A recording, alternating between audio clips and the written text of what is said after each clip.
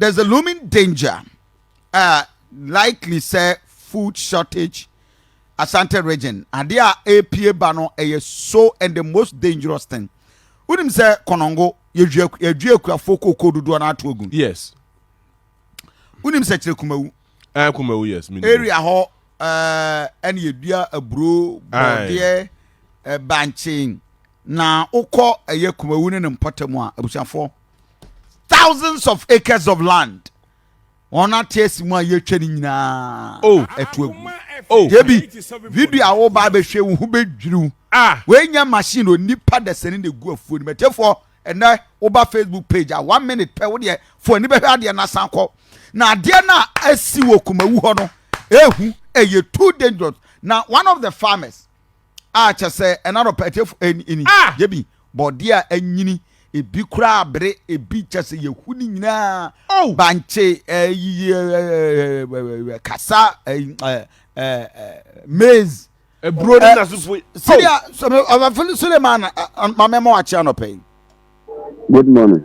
Akoma FM edasi na mo ho te sen Adom ho ye na mo so Adom edie na asia yetie si mo afom yetwa ne ma nyina agu saa bibia ye akuafo ya ye wo wuram ho ye adwuma ebie mu de kan ba se o ma be dia eniaba na o mu de machine ba be ya adwuma wo a ebe kan be be machine be tuma adwua ebe kan no uni wa ni bia ho na o mato asase na wo a ho no mo no ya abo a o mantima adwua na chete wa fa o ti adedi ena ti asema o mo no o mo sha ase no mo ya adwuma mi se mafo o mu dwinfo miensa egu Akoma FM.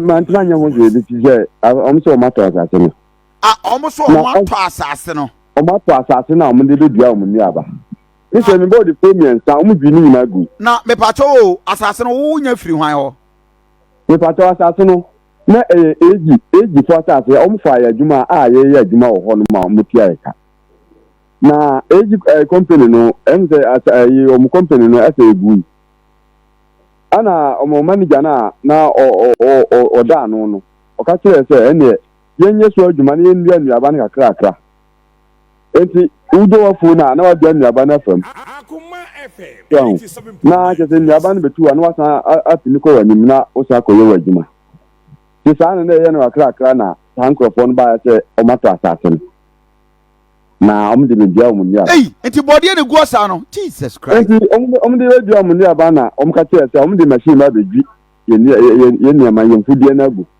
na wa o ma du ho no ma ya abo ma ntima ngili na che se so company na o so ma to no company ben maro for no okay enti yo ho no ma anti na nsenya Kana Kuma.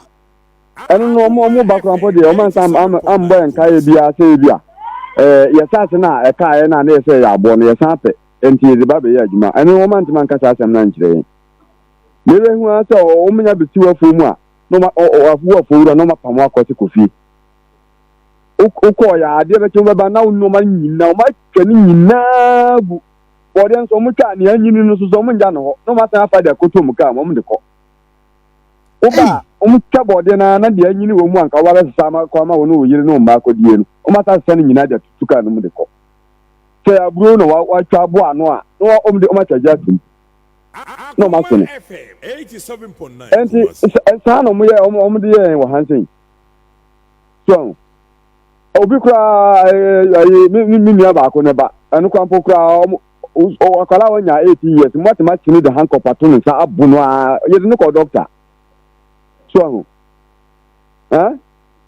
nte sa na tie so mo mati se so ma twa no magwa o mo da so kura o mo twa mi ka se kura enru akura pom sa ko twa ai na sa na tie a che se twa no mo twa na apolice for o mo ko mo lodu ka ma no mo ko tu ma si bia fu mo mi twa be sa ko be sa nine da kro so nte no kure mo te ya na no kure sa no mo twa no ma no egu sa mo report ma police mo fa ma obia o me pa cho ya report na police for ya aware forest for ya aware evi ahingo for no kra ye da ko tu o mani bisi ya bona mani ọmụ da so ọmụ di ho dima na sa na tie me se wo mo se asase no hwan na ton ma wo mo matimi asɛ ne masa eno krampo de eno de mintimi enkyire asase de oton ma ọmụ pa de mintimi enkyire ni pa oton asase ni ma ọmụ ye tia no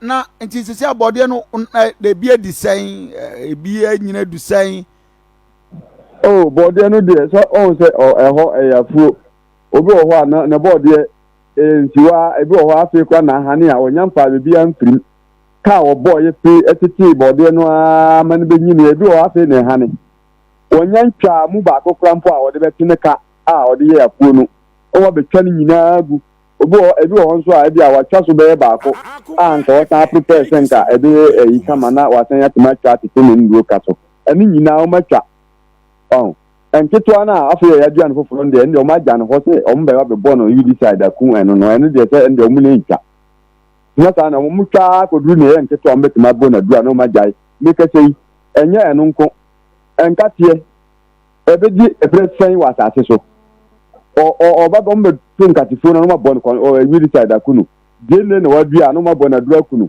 amako no wa dua no ma bona dua aku no kese ye hunu ne se ne ye so na omso mo de ba bedua den omso mo da bedua endiaba embre no mo ni mahogany no mo ana mo de ba bedua se kana hanse we embre yanwe mahogany yanwe ana nkiri man so asase na obo ade ebo tu hoyi eda hoyi ye nyina ye betu ye omumbo bi nka ho ana Ghana hanse so be ne padodo ana e wa hanse ni sebi ye da so hu bi ka ho enti se san kola ya ewu omu ka hu e die pa na embra medi e die na embra medi e se you so kan Ghana enipa no mo hanse no kan ya e buru so ana asase so mo botu we e bi meka ho ana asase na mo sa de dua nua bai se die pa na Ghana ya medi ana se ndem konkodi pa entwituo empa ko gina kwa mo sa me robo as a Ghana ni jahoy business last kuya juma business last kuya the school ni krampo why upon we school na ya be twa so na I don't know ko ta ma ko ti ama o say do no mu da twa so na ma bra me ho aya juma anti say aboka to we decide e da ya juma ajuma no krampo mai to say wa be twa goi o ma meka ya meka e bi o ho aban bosia makokobo mi ya juma na aja ma timati aban sika Akoma no na kakra na be kan me da hwe me yire no memba me mako school me ni bibia me adwuma bia e ho ametima aye e di ahwe nkolai ni e ma hu se eno de me be me widi ani a metima aye na aja metima timi da hwe me nkolai na dachi bia na mo so ya ana o dachi bia mo so mo ma be hwe me no e na o mako se no no so ni kamofobia uko haya sie se egina hoyi ya kan finifino nti se uko wo board de na de ne de na o ma se no body phone o ma se no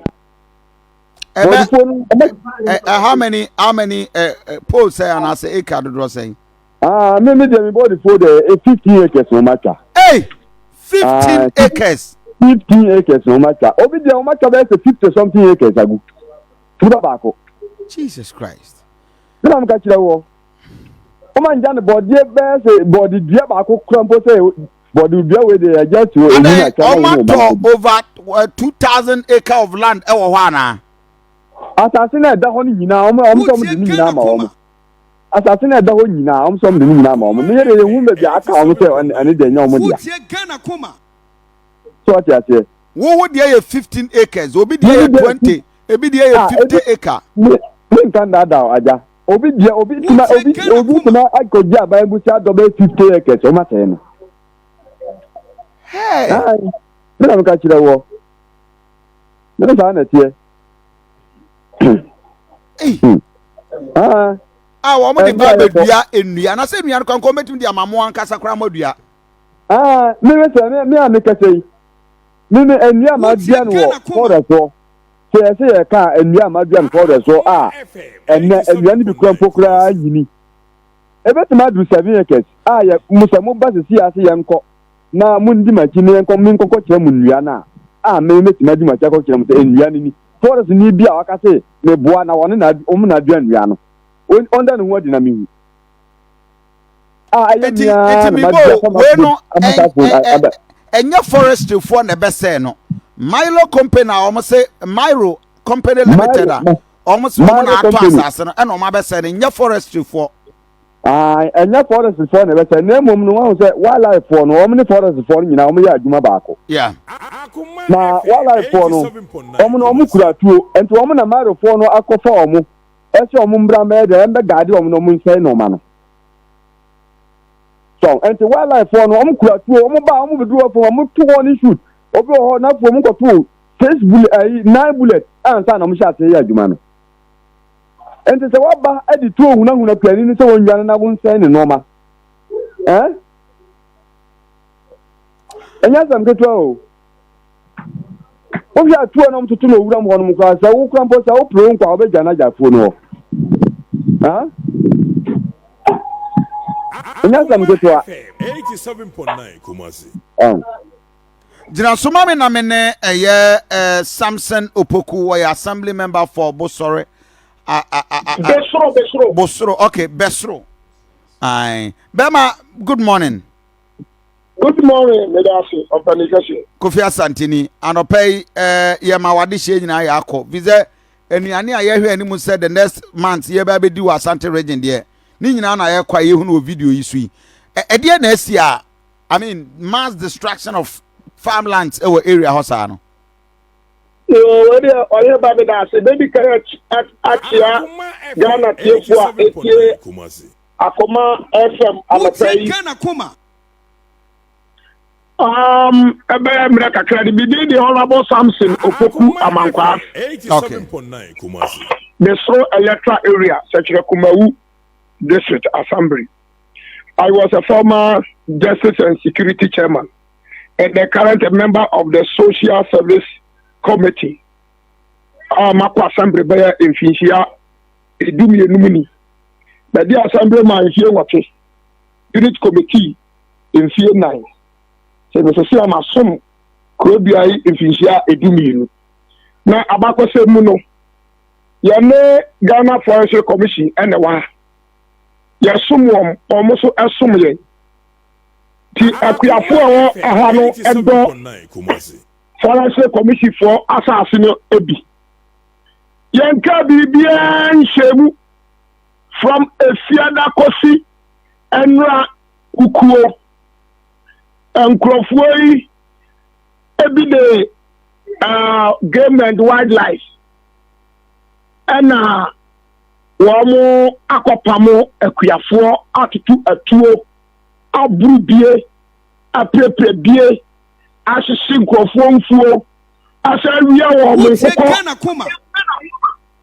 awia wo nkoko because obi wo odofo na no koja nkoko na guafo no mu okay asisi 87.9 wamo mpata gene afuo amako wamo bone spray enkakia abo ya bone spray na body de wamo atwani nyina to over 500 acres over 500 acres over 500 acres from compartment 9 to compartment 17 almost every day they have game and wildlife workers I work Kumawu na abrafo mienu omo pakepak wom ka enkrofo guka bu ma aya suspect so be prisoners yo ma mo am se kai de to ejim mi am di mani akohuru bi ana mi ansam am kai me de me nan akosi asase ne so akohwe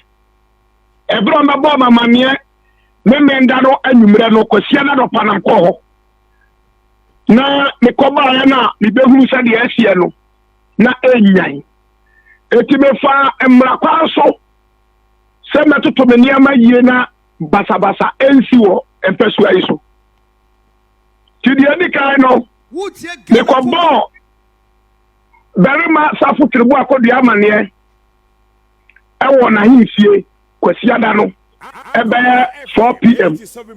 Me free one no. O ma me say me call lines. Wo mo na gasa asoso. Na me nkosa ma wo mo makosa ma wo mo nya ho muaye. Me free one na say eye wo mo say ajapade enti atete enkofo di na wo say me de kodai a police for. Eti 5 p.m. no aye kwasiara na nyumre no. Me koye police complaint officer lodging. As a see me kasa my trust statement here. Me de ekwakoma CID. Aga na wo say me to me bo ase. Na me di say enkofo a ekodi say nyambra nsam no ma afiafo no bo ahwete wo ewura num. Enti ade a che Monday no. Me sa call police station. Na wo say me call Ghana Forest Commission. Okay. Director Anamo also. Say o say utu Anamo direct. Someone me kay ade amaye. Me call director of Forest Commission Shai, Mr. Ernest Ewo Kumawu. Okay. So lucky now game and wildlife commander a park manager. Alasa fuseni na ti yemu invite no na abrafo no mienu team. Wow. One mind and na minimu no. And I make am say this is the situation. Me man for a dog forest. And to me back company buying a deal anymore or more yes distraction no. The atiane say enye company bia. I'm sorry to say. Oh yes, Adian. Why? Because mother boy, my man, me call her a game for. Okay. And almost police in Ibo. Me call a Kumawu police for us. I'm going to be uncle, baby, uncle, your operation. Like I said, what's a mercy? It's your own now. Game officer, no manager, no cafe. A maro. Now, one maro no dey one can read him. Nam say maro for you no one na was after so one dia share tree. E wo fa. I be workers here. Timate. Broni ba ko. E na o cafe. One Mr. Intim. Maro manager. E na dey one ko. Okay. Nigga say maro for no so e wo agogo. Mebacho Samson 1 minute. Intime J Opokuya Community Relations Manager for Myro Company Limited. Miami Sano. Mr. Ntim Ahaya Akoma 87.9 FM. We need the Diana Bakufia Sante. Good morning. Good morning. Omai. Kofia Santini Bibi Abokodia. Boko Naso. Edia Nesia, that mass destruction, more than 500 acres of land. And I'm more saying, a year. Kumawu and Potemu. What is happening? The DNSC. You mean I'm that's brave, sir. Would you get all kind of Maro Forestry, private company, private forestry company, I'm say a Juma was some Potemia or Kane. In years, as you said, Idia, the DD, the movie, I know you're buying reserve, but I degraded no. And I buy no the Forestry Commission. No American say true forestry commission over the Mayana so you have planted in here. Now in himself we have to be sa ebiao. But the land the forestry commission they Mayana and one person na ye ejuma no. Eti emsen na say mu na asa ade no da bia o ka say e ko no ha o mo beso ko na say be so wanji okobo na say waji land what you have more can answer no say your mouth come on nti my idea say we echo no can you process commission na kasa dey asamo echo high court echo g order so omo enfi o say dey between enya kwaye adwuma no ni nyina no emaka says no ehia assassin say nti echo process commission for say na dey na mo dey my some nti etimi yeso adwuma dey na tete bia sabi as a see ya abem. And to a man, I call no more soon that the Omoko Egypt because Omaka Omo in a first commission for no. Then echo Egypt or more Naze, but answer Omokopamo, Omo a pure and Omo and no by any beer, a war in area number of Amayano. To be some sanity. And the operation now more cost so more say in your barney over 500 acres a forestry commission for na air. Sana open so can. Then different say yes, a rapid response and say a more process preparation. In any case, beside your no can be our come on some more cocaine. I mean, Nim Sebia and Crankrasa and that is another or no, or also permitted. So be develop any part of the reserve and also the any mean to me and Sebia no cry. Also another developer or hip. So me buy into the ownership as to annoy your but my first concern say over 500 acre of land nearby ewoso and I hear the videos is here. You are destroying virtually everything on the land. Yes, movie about there, movie koko, mo spray, ase omo jene nkatie. Anything you see on the line, one fabi ankwa na mo send wo ho. Eno na me pese me hu say why na currently ayo so forest for and a mile for and a moyo operation. Yeah, if I say mile ni pie ni wa wati also akutwa and say no man ya say no akofa bi e ti wo monkoko eni ade na reserve mu kra de wan ati wo akwa ya akwa mu dwakote no. It is me can say yen die forest commission de mine as I said, my here assassinated the forest commission, Nankasano, and on one operation. Where will be sent San Americano. And the Modiana Modi assassinate Babe. Yeah, India. And Tiniana Mudiana Montimima, a Quiaforno, and your part of Monamonfa, Sa in ye Maogan in the Sanaman and Maomuniam Felfuna sit down say, you destroy everything and Sanama Bidia Seniano.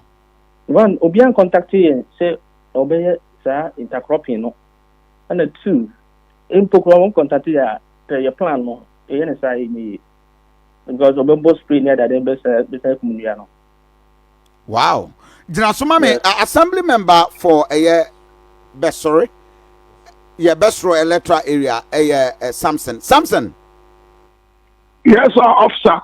Mene intim kasa, what's your money forest for a more operation?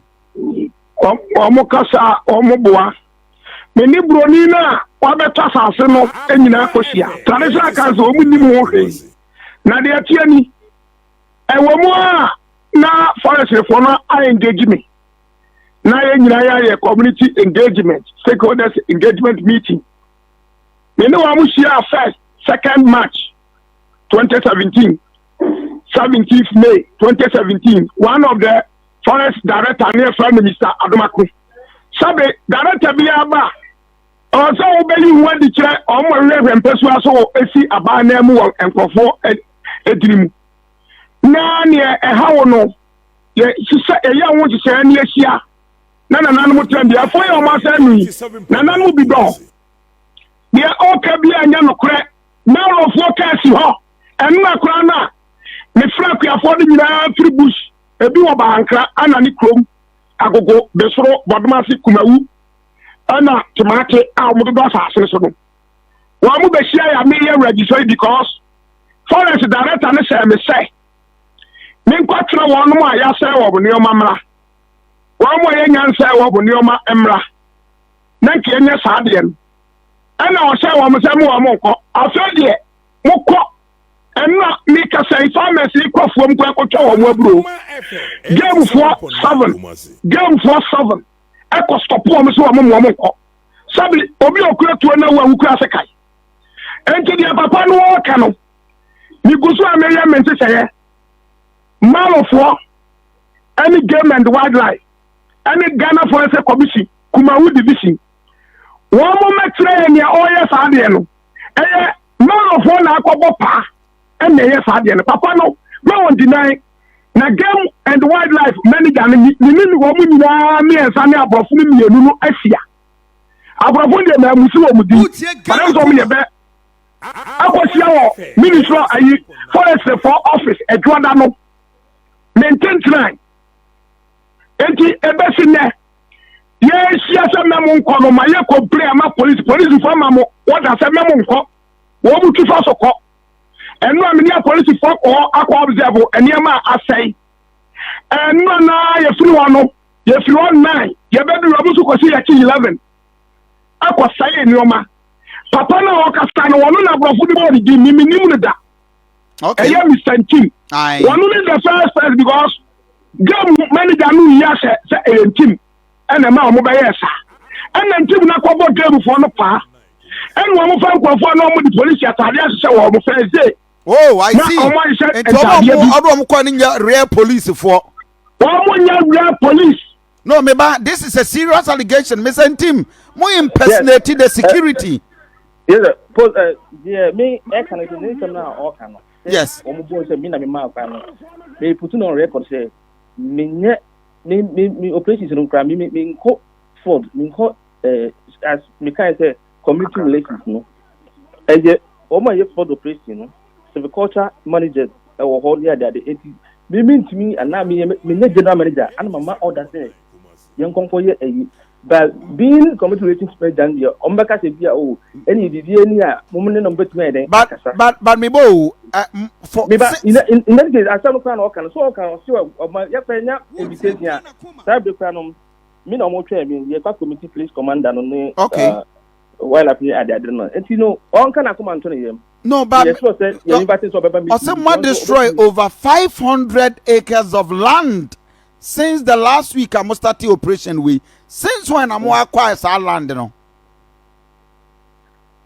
Yeah, land way make me I can start the operations you know I go on by 2012 and now omunya so boom from forest reserve no and as to said that particular year now you drew honor project commission at the agree and I mean so omuba so yen ownership you know work out so do you know yen agreement letter with the Forestry Commission. Okay.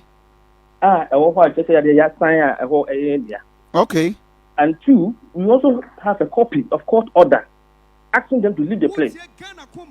And to must serve the tenant a warm assassin so more etiso any the district assembly, the police. Ebramoje sa court order now must serve all the appropriate authorities and sign a more execution. Mommy, Papa, rather. The person just said all those in copy no. So on the way to me about me to media. Fine. Tim, just 1 minute. The district chief executive for such Kumawu, Samuel Adejikum. Mr. Adejikum, my memo watch more Aquaba, Emra Kuma FM. Bibi Abakodi. No. What me patch 1 minute. What time so because this is a very important discussion because a very dangerous approach and we need to settle it. Just 1 minute. You just be on the line for me. Mr. Dajakum. Hello, Mr. Dajakum. I need to get a DC, a very quick one. We need that clarity as to exactly what is the situation. DC for such a Kumawu, Samuel Adejikum. My that clarity. So, Mr. Tim, I just wanted you to just clarification. And hello. Yes, sir. What will be Mr. Network in Indian committee? Yes, Nami be sad distraction at Echo so Ewo. Yane Myro, community relations officer Ekasa. Yane Besore, assembly member Ekasa. DC, we are aware, say yes, man for Ejapade Ewo. Now we are aware of Myro order or the abro court order that Adamo here in your Wajumentina or Matthias. Let me also my community relations officer for Myro. Men I'm a father Juma come fire no. Okay. Men I'm a father Juma and I'll fire him. You fire the Myro community relations officer. You. Oh yeah, highly incompetent. Oh, this is I tell you. Oh please, without due respect, you are talking about livelihood.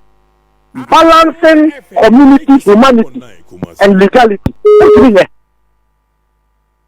So, balancing legality with humanity. And you call yourself a relationship community. What's a community relationship manager?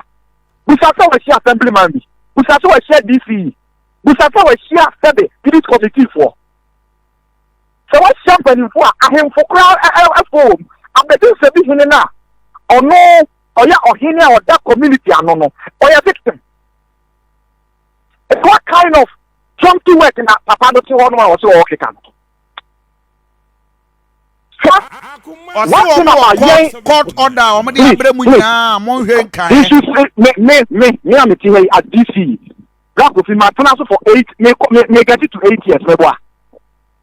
8 years me citing any court order from Miro Company Limited as the executive. Me citing a single court order. Na sabe mpedi asa. Oye bibini nyame, bibini awo. Na oni kosi broni ye tuma na mamre ni amane. Na so akoti court order na oni ma nkwada ni abayifo na ye tuma. Abai mu mpanimfo na ye tuma. Na akoti court order mpo na opesa we execute court order na. Is it not fair? So open the Security Council, our traditional authorities, Justice and Security Subcommittee, Assembly members, Unit Committee. When you know the couple of a support to process. No, he's so incompetent, and we will deal with him legally. Because how will you? Ghana can say over over 500 acres of plantain and a machagu. And let me tell you, they are impersonating the police. Wow. Impersonating the police. So see, I know what I say. Formers mean my friend Omo Divisional Command to take their statements. But here at Democratic District Police Command. Yes, I need to do on Mupa, but then Pesa Dom Baba Beku. Why must you do this? Set down now, your person, you to me, a man, you blow. Now, young Pokora, Mamma, Mamma, Muno, the old dear body, nothing near more about the old piano dog, the piano woman. It's one in our family, meaning for glasses to Sophia. And the sad their name, the beer I wanted to have forestry managers, almost Benino, not almost Lizzie, assassin, the beer, you're planning at the home. Young Cosay near Mano. Now, what the body? What the body is just put in the foot for you in the BBR. Now, we be need 7 and Prediasa. Said 7 Prediasa. Not for more, but the Chronica for you. Oh, who knows what their mamma and your money by Juma? Would you Ghana Kuma? Wow. No, I could afford soon. Woman Kokrawa and Mount almost 3 for Cassium. Aba almost a year, Juma, obey 20 acres. What's an in you have to drive walk up and try more. It's a stop woman and we try and say, this is some body in the form of a group. What a time on them and a moon chunk of phone for. Oh, and you are and Tomugu saw more destroy a phone. For now, we stop them, and I'm going to use every available legal means to stop them, and they might not be happy working within the jurisdiction. They might not be happy within the jurisdiction. We are brave and bold. Wow. We are very, very brave and bold. We don't fear anybody within that enclave. I'm calling on my jurisdiction or say one classroom committee near Shamayera. 87.9 Kumasi. And I'm bearing them. I am bearing them. We need to remark this chief executive. I am bearing them so they should continue to do this. Who would you be for your jurisdiction? But also forest for na Nyama for also a forest for na a field. Let me tell you, just said it. Miro forestry, all of them, for the forestry and the wildlife game, they are going to be fired. This is our resign. They are so crude and wicked. Yes, I'm telling you. Forest for the wildlife for no. I'm telling you, they are crude and wicked. Other than Nipa, Nipa, or Nipa. Only what forestry also anymore. Now wildlife we need no friend because someone is saying and I told him I'm not ready to talk to him. Not to say your friend, I'm not ready to talk to him. As chairman of DISEC, we are meeting on Tuesday, and I'm my friend, member of parliament, so I'm the sector minister. Offer the sector minister, you see what will happen. Either they take them off this very district, the wildlife and the forestry, they take them off because I'm a room through baby. I'm a woman, the district, and I'm create money at the say. Create money at the so who tell you and a piano and I don't think I get to one of my big grandma for the no one chop or dear over 500 acres. And what year market over the job? I will never sit down. So, who is a conspiring aspect from the forestry, the wildlife, and Myro foreigner ASR exercise without the knowledge of the assembly? Let me tell you, I have no knowledge of what is happening. Until I'm missing me, I don't know if I get to make to the official car. I could stop and go for now. Almost no more car. Track them, you know, because you almost 3 days ago, more stop here. And then, how much device it means. Me and the sea form, I begged them. I told them that they come here, member, who don't want to. You so many, but they will see some of Kumawu. I know my supple. And then no more fetch this one more. I'm burying them today. So I'm here, and then almost these guys who almost so many police for no matter show matter. Meaning say a wildlife for my friend. I can't tell my friend police command said they should go and get rid of them. My two so much money. That's why the police did not say, "Ya ma order over to me, Johnny." But this is so serious. And Kumawu, my hene Berema, are you aware of this situation? Because he's not happy. He's not happy at all. Because Kumawu, my hene, sabi abide the assassina and few pay assassina. Sabi play Odumra so Odumra. But any coin of the first one will be treating on low any other year. This is a fear sample. Sikakra also Mutiama for a traditional authority near the or Untia 3 years. And then I'm no. Yeah, I believe in say institutions very but I don't believe in leadership that are allegedly corrupt. And are you saying it's a forest fauna, wildlife fauna only a corrupt, Anna? I'm telling you, let me tell you, with all due respect, me a chairman of DISEC, I will assume Forestry Commission and then Wildlife Division over undertaking a serious effort.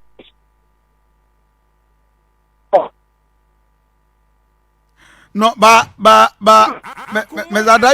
wildlife forestry officer, the leaders, are they not part of DISEC? Among can DISEC, among my meeting.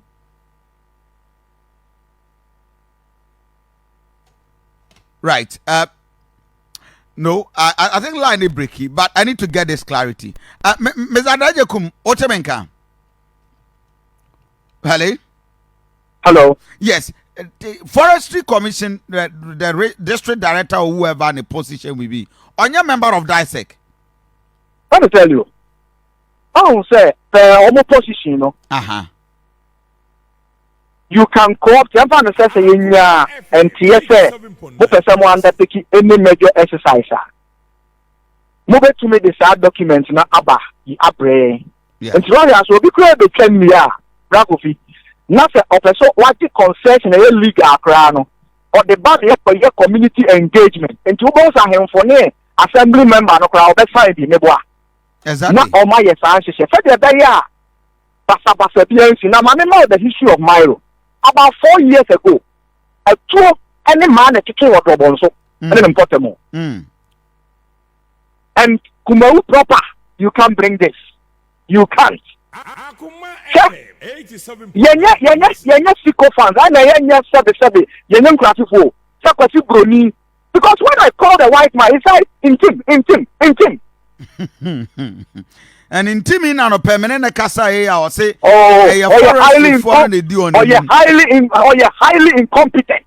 Highly incompetent. So incompetent and corrupt in ideas. So we have community relations. That community relations, not the community in our engaging. That community players and anyway, and the assembly members, unit committee, I am for, and the city executive, and a member of parliament. We shall say, when we move, oh, chance for, I don't say, black will be more my number. No, him. One pound of animating us. Or say, on the time, I want to mean Casabium. Your friend, not on to mean Casa. They say, on to mean Casa. What's your gun to mean Casa? And we are marking him as a security risk. Hey, you are marking him as a security risk. We are declaring him as a security risk. No, this he has a do actually. This is serious. I am telling you, I do actually. Obi a charge for over 500 acres. Uti Kumasi, over near Granadi. Put the insecurity our cost was a. Hey, the insecurity our cost was. I'm saying it's the risk. Adam is you cannot guarantee any security for the district. I cannot because you couldn't guarantee the safety and peace of the district. He has disrespected the authority. I say, Yemfa some amount for almost Munibie, almost Sabe, almost one Kobokrono, or Tofo, the Odia Madia, the engine of crowd, Manincha, na ne manumpo manintutu. One question intim bisaya I need to ask you say why na ma permit for that farmland or modoswaro?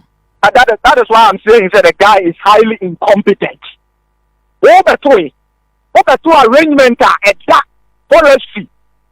Any Kuyafono tem abide our preoccupation and say the life and livelihood of our people.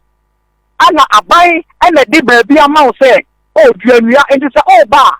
It's one of my I say no. Opo so mo ba na o ma ye Kuyafono nyina ko baby o mo nya nruye no se na mo no ha. It is so nimu a. This is the arrangement at now. It is about Ben Riano. No more to draw at Kuyafono. I say, attention, say the amount have you walk. That is the arrangement at now. A free time, no fun, no to work at the that is the arrangement. No much chama homo.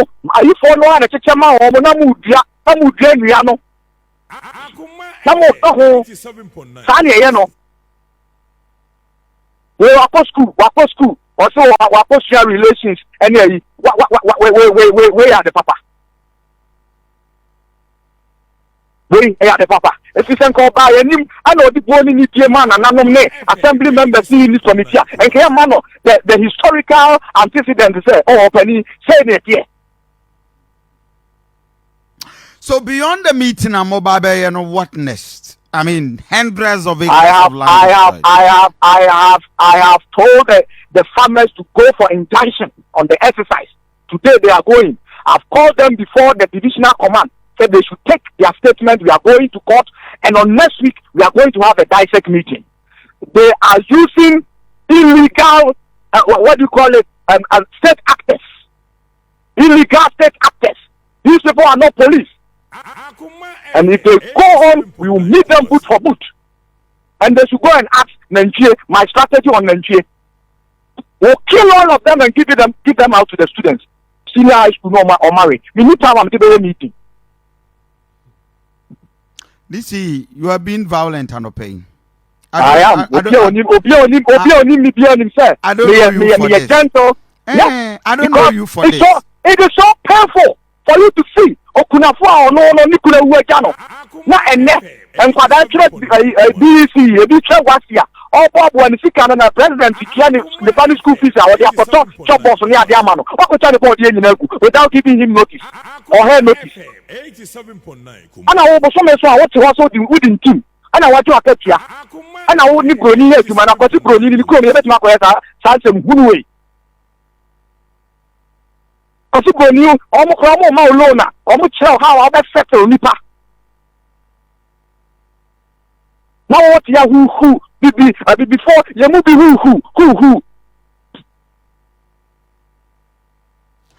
Ade. Samuel Adraje DC for such a Kumawu, thank you. For this is DC assembly member with DC Akasa Meminyao. Why? Okay, let us see.